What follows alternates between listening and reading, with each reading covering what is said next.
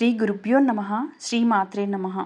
ప్రేమ కోసం ఆ శివుడే ఏడ్చాడు. మనం ఎంత అసలు శివుడు ఎందుకు ఏడ్చాడో తెలుసుకుందాం. దక్షుడు కూతురు పేరు సతీదేవి.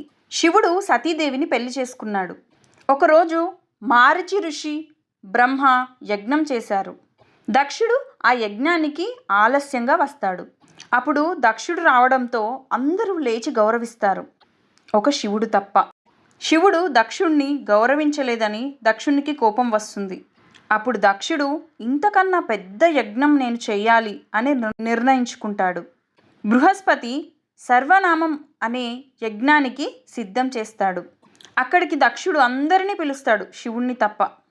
సతీదేవికి ఆ విషయం తెలిసింది. అప్పుడు సతీదేవి వాళ్ళ తండ్రి దగ్గరికి వెళ్ళి శివుణ్ణి పిలవమని కోరింది. కానీ దక్షుడు సతీదేవిని అవమానించి తిడతాడు.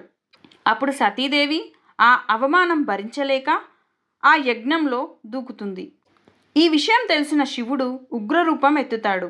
ఆయన జటాజూటం నుంచి ఒక వెంట్రుక తీసి కింద పడేస్తాడు. అందులో నుండి వీరభద్రుడు పుడతాడు. అతను వెళ్ళి దక్షుడిని చంపేస్తాడు. శివుడు సతీదేవిని చూసి ఏడుస్తాడు.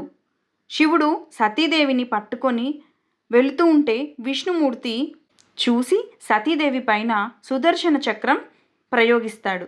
అప్పుడు సతీదేవి శరీరం 51 ముక్కలుగా భూమి మీద పడుతుంది. వాటిని మనం ఇప్పుడు శక్తిపీఠాలుగా కొలుస్తున్నాము.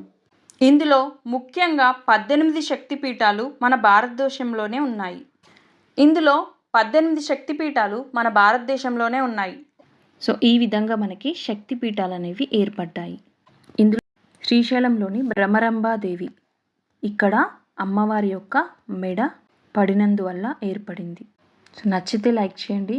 మరిన్ని ఇంట్రెస్టింగ్ అప్డేట్స్ కోసం మా ఛానల్ని సబ్స్క్రైబ్ చేయండి.